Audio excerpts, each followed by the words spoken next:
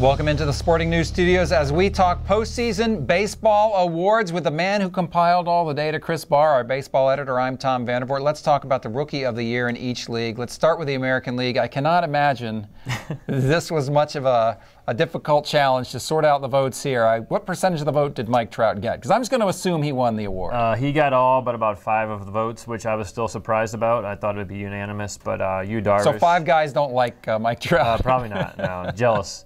Yu Darvish got a couple of votes, and so did Yoenis Cespedes from the A's. He got a couple of votes, but most Trout got 88 of about 95, I think. So.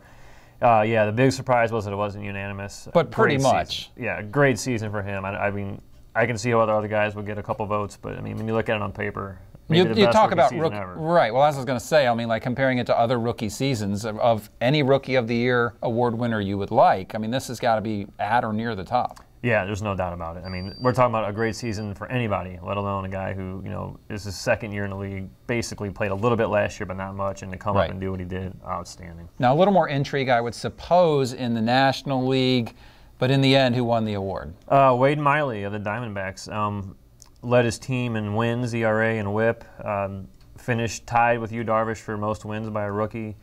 Led all rookies in ERA, led NL rookies in strikeouts. So kind of a guy who was a little bit under the radar when you're talking about guys like Bryce Harper. Right. Even Todd Frazier, both of those guys went to the playoffs. Wade Miley didn't.